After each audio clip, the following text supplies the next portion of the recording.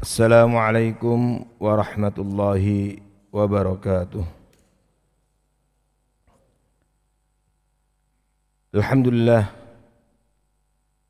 Alhamdulillahilladzi 'allamal Qur'an khalaqal insan 'allamahul bayan.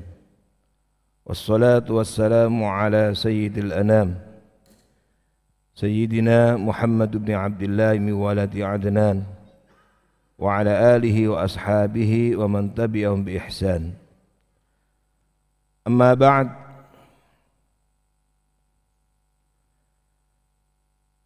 Faqala al-muallif rahimahullah wa nafa'na bihi wa iyyakum bima fihi min al-ayati wa dzikril hakim. Al-bab as-sab'in. Ma'asyiral muslimin, hafizakumullah. Alhamdulillah, kita bersyukur kepada Allah Subhanahu wa taala karena ketika Nabi mengingatkan bahwa bulan Sya'ban, bulan yang banyak dilalaikan oleh kebanyakan manusia, tapi Allah berikan nikmat kita dapat mengisinya dengan amal soleh. Duduk bersama di rumah bait min buyutillah, mengkaji ayat-ayat Allah, mengkaji hadis-hadis Rasulullah SAW, maka mudah-mudahan ini menjadikan kehidupan kita senantiasa diberkahi Allah Subhanahu wa taala dan akhirnya menjadikan kita nantinya meraih kebahagiaan yang hakiki di surga Allah Subhanahu wa taala. Amin ya rabbal alamin. Kajian kitab Al-Adabul Mufrad kita kali ini masuk pada bab yang ke-70. Bab yang ke-70, Al-Imam Al-Bukhari memberikan judul bertetangga dengan orang Yahudi. Jadi temanya masih kaitan dengan urusan dengan tetangga. Hadis yang ke-128, akhbarana Abu Nuaim qala akhbarana Bashir ibn Sulaiman an Mujahid qala. Jadi Imam Bukhari mendapatkan hadis ini dari gurunya yang bernama Abu Nuaim, dan di dalam banyak beberapa kitabnya Imam Bukhari banyak mendapatkan hadis dari gurunya Abu Nuaim ini. Kemudian sumber hadis ini berasal dari seorang tabi'in yang bernama Mujahid, Imam Mujahid. Mujahid ini adalah salah seorang ulama dari generasi tabi'in. Dia muridnya Abdullah ibnu Amr ibnu al-As. Selain beliau banyak merekam dan meriwayatkan hadis Nabi, Mujahid ini juga seorang ulama tafsir dari kalangan tabi'in. Makanya kalau Bapak Ibu membuka kitab-kitab tafsir bil ma'thur, seperti contohnya tafsir Ibnu Katsir, akan banyak kita temukan nama Mujahid ini, karena beliau adalah ulama tafsir dari generasi tabi'in. Tapi dalam urusan hadis beliau juga banyak meriwayatkan hadis. Jadi memang ulama-ulama kita dulu, mereka adalah ulama-ulama yang menguasai, generasi terbaik zaman dahulu menguasai Al-Quran, menguasai hadis, menguasai ajaran Islam dengan baik. Mujahid berkata, kuntu inda Abdillah ibn Amr. Maksudnya Abdullah ibn Amr adalah Abdullah ibn Amr ibn al-As. Jadi Mujahid menceritakan ketika dia berada dengan Abdullah ibn Amr ibn al-As. Abdullah ibn Amr ibn al-As adalah seorang sahabat Rasulullah sallallahu alaihi wasallam yang termasuk deretan sahabat yang banyak meriwayatkan hadis. Dan sosok Abdullah ibnu Amr ibnu al-As ini adalah seorang sahabat yang ahli ibadah, termasuk ulama dari kalangan sahabat yang sering dirujuk dan diminta pendapatnya. Beliau Abdullah ibnu Amr ibnu al-As Al-Qurashi, beliau masuk Islam lebih dulu dari ayahnya. Ayahnya namanya Amr ibn al-As. Jadi anaknya masuk Islam dahulu, baru ayahnya. Dan ini tidak biasa. Umumnya kan ayahnya masuk Islam mengajak anaknya. Tapi yang terjadi dalam keluarga ini, Abdullah ibnu Amr ibnu As masuk Islam dahulu, baru kemudian ayahnya. Dan beliau ini adalah salah seorang sahabat yang mendapatkan dispensasi perlakuan khusus dari Rasulullah sallallahu alaihi wasallam ketika Nabi melarang sahabat-sahabat lain menulis hadis beliau, justru Abdullah ibn Amr As malah diizinkan. Berarti ada perlakuan khusus, keistimewaan khusus. Nabi sallallahu alaihi wasallam pasti memahami betul kehebatan sahabatnya ini sehingga diberikan dispensasi. Jadi dulu Nabi melarang para sahabat menulis dari apa yang disampaikan, sehingga para sahabat mendapatkan hadis itu berpedoman kepada hafalannya, dan mereka orang-orang yang kuat hafalannya, daya ingatnya kuat. Nah, Nabi melarang, makanya ada hadis ya, Nabi melarang ya, untuk menulis dari apa yang disampaikan darinya. Bahkan beliau mengatakan la taktubu anni, langsung memberikan instruksi, jangan kalian menulis dariku. Wa man kataba anni ghairal Qur'an falyamhu, siapa yang menulis dariku selain Al-Qur'an mohon dihapus, harap dihapus. Kenapa kok Nabi melarang? Bukannya belajar menulis itu bagus, kenapa kok dilarang? Para ulama menjelaskan larangan Nabi ini pada zaman itu karena ada kekhawatiran nanti bercampur dengan Al-Quran. Pertama, pada zaman itu alat tulis sangat terbatas. Kemudian tempat untuk menulisnya juga terbatas. Dulu mereka menulis seperti para penulis wahyu, menulisnya di kulit-kulit binatang, di pelepah kurma. Jadi peralatannya sangat terbatas. Nah, kalau kemudian sahabatnya diizinkan untuk menulis sebagaimana Al-Quran juga ditulis oleh sebagian mereka, maka kekhawatiran bercampur antara Al-Quran dengan hadis itu logis. Bagaimana tidak? Al-Quran pakai bahasa apa? Sebab bahasa Arab. Hadis Nabi pakai bahasa apa? Bahasa Arab. Tulisan Arab pada zaman itu tidak seperti tulisan Arab yang kita baca di Al-Quran itu. Dulu belum ada titik-titiknya. Kan itu muncul pada zaman Abul Aswad Ad-Du'ali atas perintah Sayyidina Ali bin Abi Thalib. Ya, jadi bentuk tulisannya enggak seperti yang kita baca dalam Al-Quran, sehingga enggak ada titiknya. Kalau kemudian misalnya ini pelepah kurma atau ini kulit, ditulis ini Al-Quran, ini tulis hadis, kemudian diwariskan kepada generasi berikutnya, sangat mungkin itu bercampur. Makanya Nabi melarang. Nah, di saat Nabi melarang secara umum kepada para sahabatnya, ada sahabat yang bernama Abdullah ibnu Amr ibnu As yang diizinkan menulis, khusus beliau. Makanya beliau punya semacam buku catatan namanya As-Shadiqah. Pada saat kumpul dengan sahabat yang lain, beliau ketika menulis dimarahin oleh yang lain karena Nabi kan melarang. Maka kemudian dia mengadu kepada Rasulullah SAW, ya Rasulullah, saya dimarahin oleh kawan-kawan sahabat yang lain karena saya menulis. Nabi secara khusus menyampaikan kepada Abdullah bin Amr bin As, uktub anni fa wallahi ma kharaja min fami illal haq, tulis dariku demi Allah tidaklah keluar dari mulutku kecuali kebenaran. Nah, oleh para ulama dikatakan ini adalah pesan khusus untuk Abdullah ibnu Amr bin As, bukan untuk umum. Nah, makanya beliau ini adalah sahabat yang istimewa yang mendapatkan dispensasi perlakuan khusus, dibolehkan menulis apa yang didengar dari Nabi di saat para sahabat yang lain dilarang. Dan beliau selain aktif ya, belajar, menulis, menghafal hadis Nabi, beliau juga aktif berdakwah, berjuang bersama dengan Rasulullah SAW.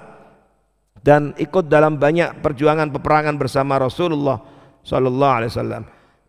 Dan di antara rekaman sejarah keberanian beliau yang terekam dalam sejarah di antaranya adalah ketika perang Yarmuk. Nah, nanti kalau Bapak Ibu ada kesempatan coba lihat dan baca secara lengkap perang Yarmuk.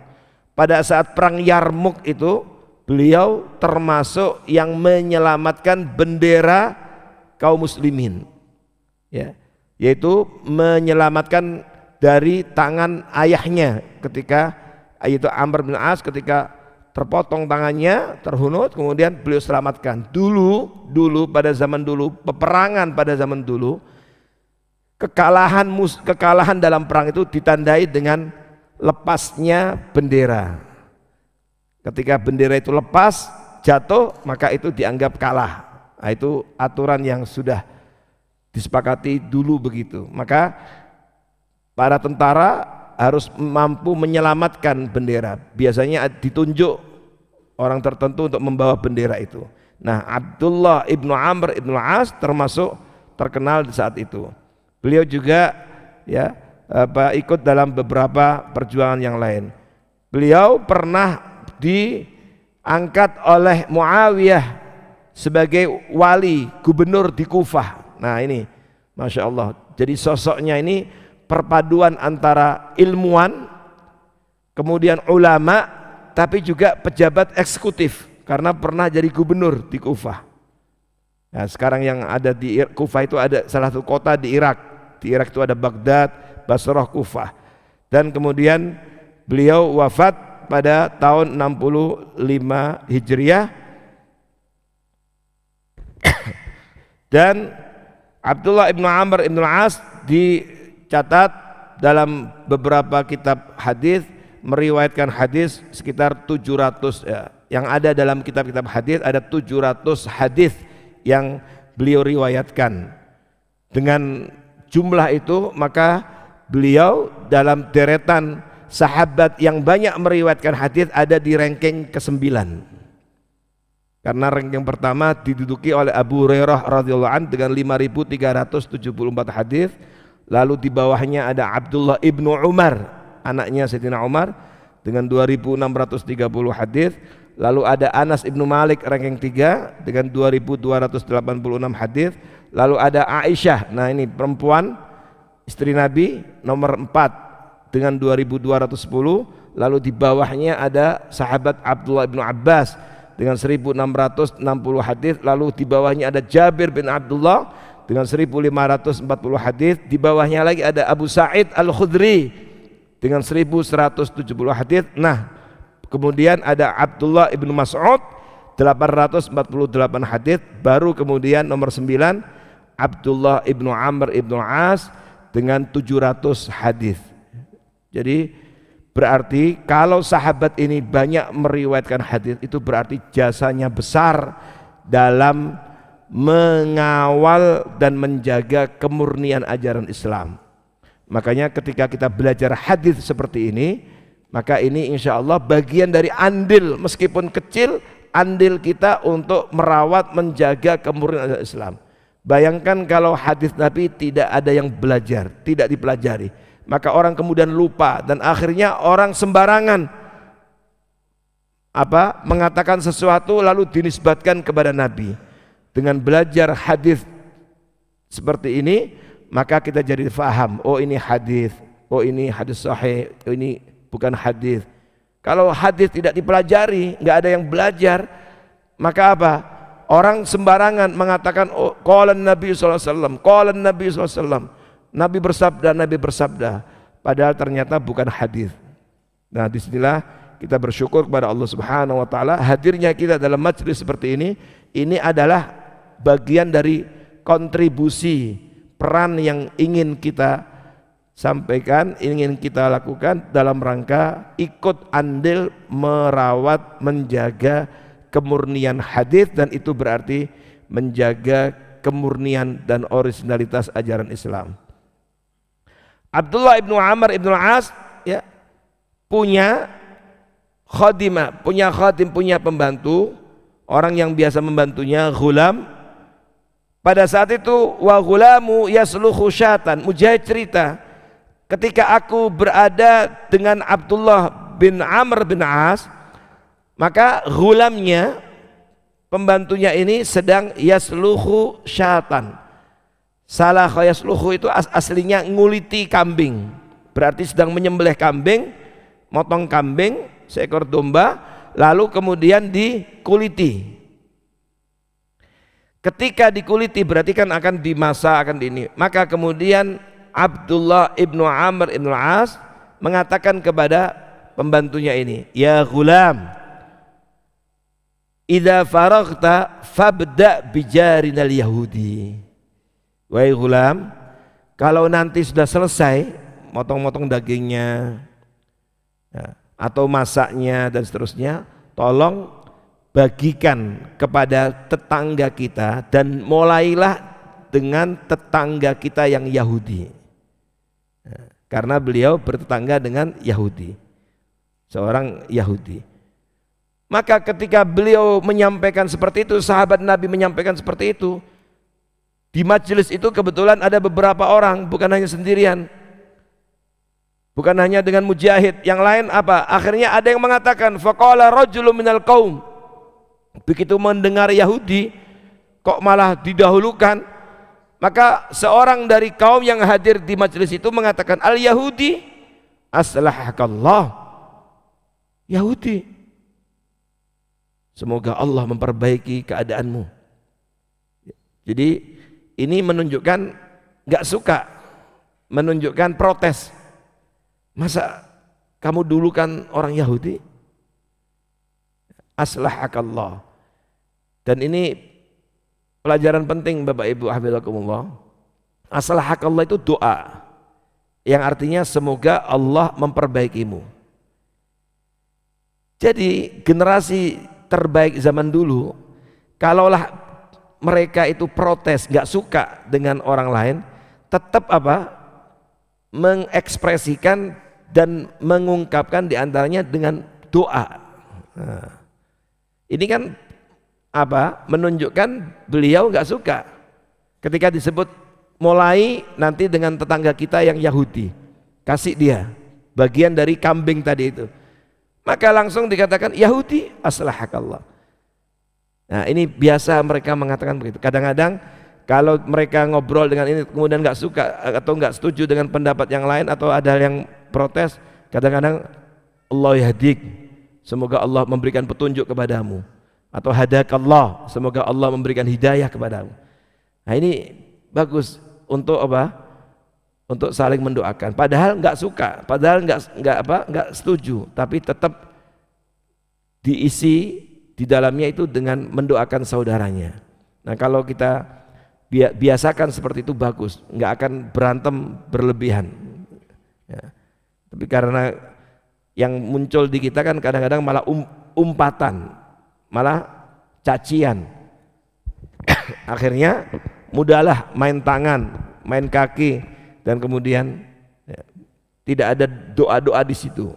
Nah ini penting pelajaran ketika disebut Yahudi, al Yahudi aslahakallah. Begitu melihat saudaranya yang ada di majelis itu semacam protes, gak suka, apa? Maka Abdullah ibnu As kemudian menyampaikan kepada orang ini dengan hadis Rasulullah SAW yang pernah didengar dari Nabi. Qala, maka Abdullah ibnu Amr ibnu As mengatakan, inni sami'tun nabiyya sallallahu alaihi wasallam, sesungguhnya aku pernah mendengar Rasulullah SAW yusi bil jar, beliau selalu mewasiati untuk berbuat baik dengan tetangga. Hatta khoshina aw ra'aina annau sayuwarrithu, saking seringnya Nabi berwasiat, berpesan agar berbuat baik dengan tetangga, hingga kami merasa khawatir tetangga ini dapat mewarisi hartanya, harta tetangganya. Hadis ini termasuk hadis sahih, sudah diteliti para ulama dan termasuk hadis sahih. Bapak Ibu saudara sekalian, ada banyak pelajaran penting dari hadis ini yang bisa menjadi panduan hidup kita. Pertama, kita lihat bagaimana kemuliaan akhlak Abdullah ibnu Amr ibnu Al-As dengan tetangganya. Jadi nggak ada masalah bertangga dengan siapapun, termasuk dengan orang yang lain agama. Dan itu terjadi pada salafun saleh. Interaksi dengan saudara-saudara kita sebangsa setanah air yang beda agama itu nggak ada masalah. Termasuk dalam kehidupan sosial bertangga. Dan itu terjadi di kalangan sahabat, tabi'in, tabi'in. Bapak Ibu kalau ada waktu nanti baca kehidupan seorang ulama tabi'in namanya Abdullah ibnu Mubarak. Itu juga ulama yang sering interaksi dengan orang lain, termasuk punya tetangga orang Yahudi. Jadi bertetangga dengan orang-orang yang non muslim itu adalah termasuk bagian dari dakwah, harus dimanfaatkan itu sebagai media dakwah untuk kita tunjukkan akhlak seorang muslim. Maka kita harus berbuat baik. Dan sebelumnya sudah pernah kita pelajari bahwa dengan tetangga itu ada 3 jenis. Ada tetangga yang punya 3 hak, ada tetangga yang punya 2 hak, ada tetangga yang punya 1 hak. Tetangga yang punya 3 hak, maksudnya ada kewajiban hak kepada kita 3, itu adalah pertama, kalau tetangga itu muslim, udah tetangga muslim, ya, ada hakul jar tetangga, lalu muslim. Kemudian tambah lagi kalau dia ada hubungan kerabat. Nah, berarti ada 3 hak tetangga, hak seorang muslim, hak kerabat. Jadi berbuat baik dengan mewujudkan 3 hak itu. Yang kedua, ada tetangga yang punya 2 hak, tidak ada hubungan kerabat tapi hubungan ikatan keimanan, iman Islam, yaitu hak tetangga dan hak muslim, karena innamal mu'minuna ikhwah, saudara. Yang ketiga, tetangga dengan 1 hak. Ya, siapa? Ya tadi, siapapun dia, termasuk non muslim, dia tetap punya 1 hak, yaitu hak tetangga. Sehingga tetap kita punya kewajiban berdasarkan apa yang diperintahkan Allah dan Rasulnya untuk selalu berbuat baik dengan tetangga kita.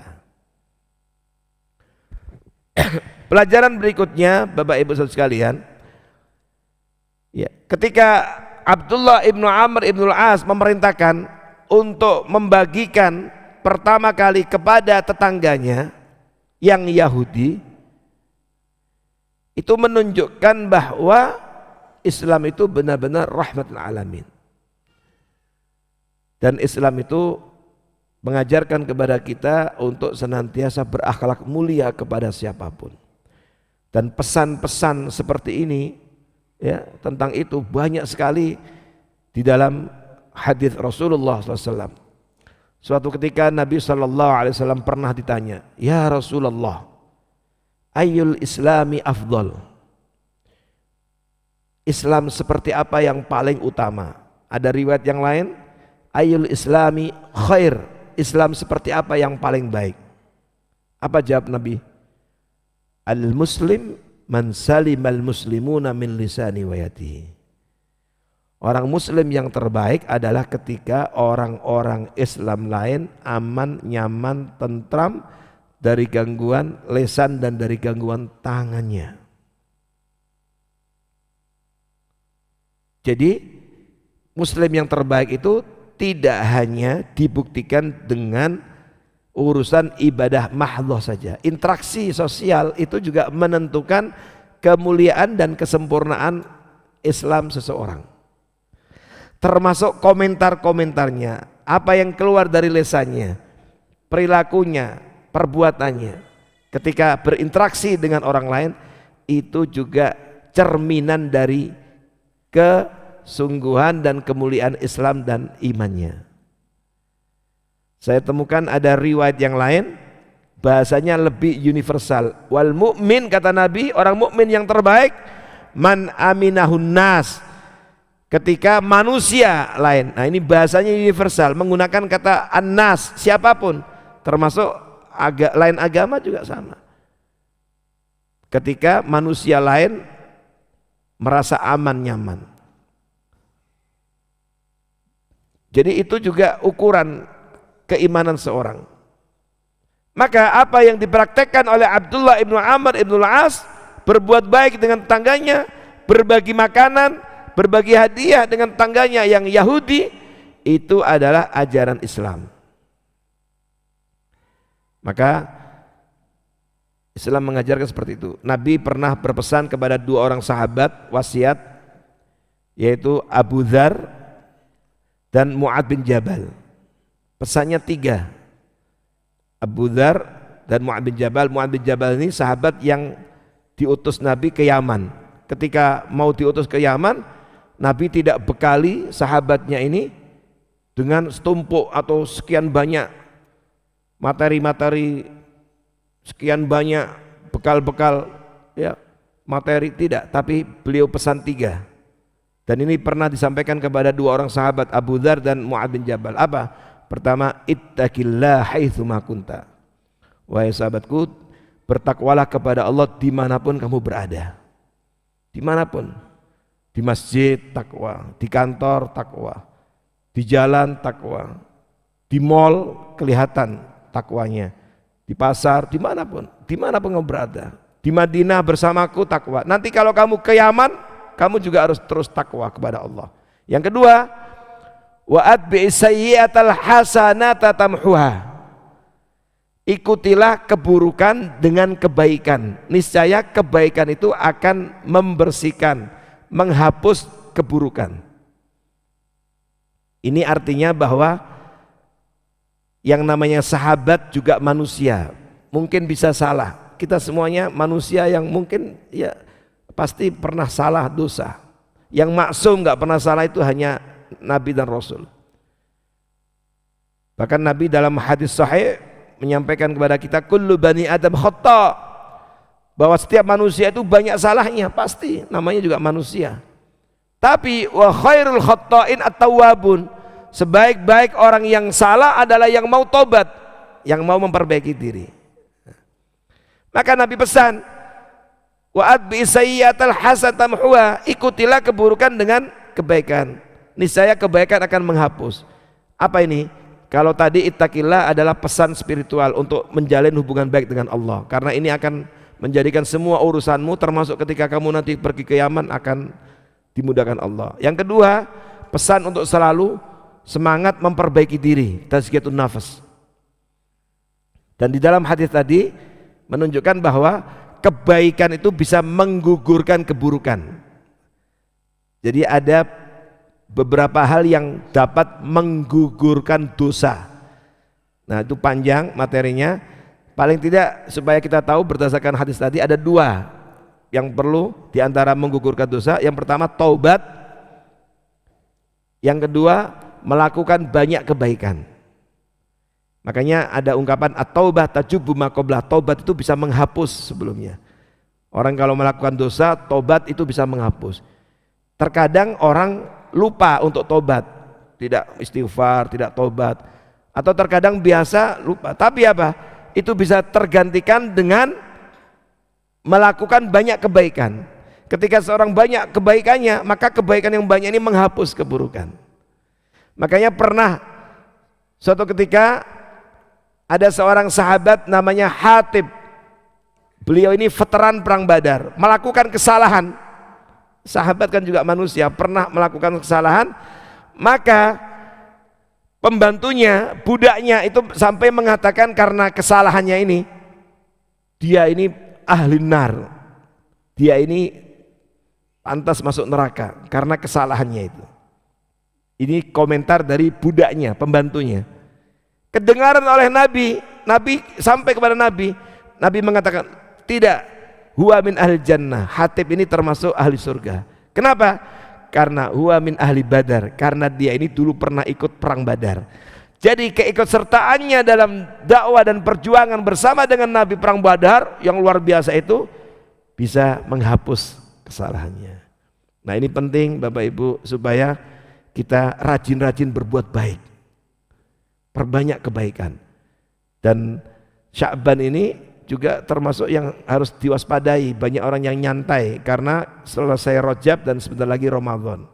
Maka kita harus persiapkan pemanasan sebelum Ramadan, dimulai puasanya. Ya kalau nggak bisa puasa seperti Nabi yang banyak berpuasa, paling tidak ya puasa atau diganti dengan amal-amal yang lain, sedekahnya, tilawatul Qur'annya mulai, supaya nanti begitu masuk Ramadan gaspol, jadi nggak capek lagi, udah terbiasa, bahkan bisa menikmati yatamatta' bimata'ibi asyab bimata'ibil qiyam, bisa menikmati kelezatan dalam puasa, menikmati kelezatan dalam qiyam taraweh, menikmati kelezatan dalam tilawatul Quran, ya, menikmati lelahnya, kelezatan dalam lelahnya ibadah-ibadah itu.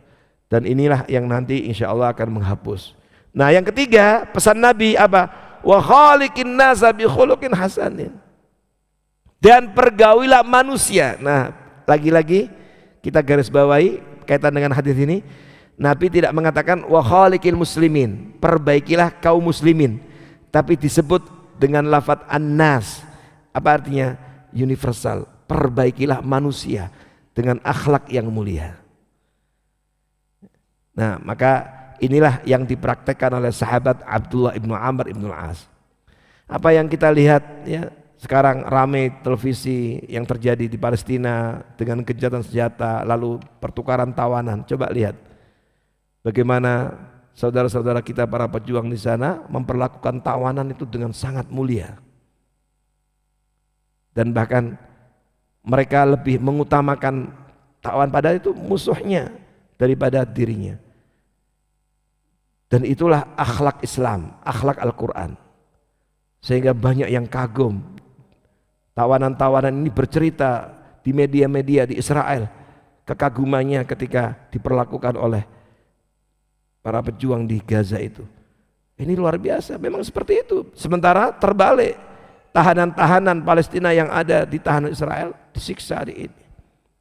Dan itulah pesan Allah, salah satu ciri di antara ahli surga dalam surah Al-Insan, wa yut'imuna at-ta'ama ala hubbi miskina wa yatima wa asira.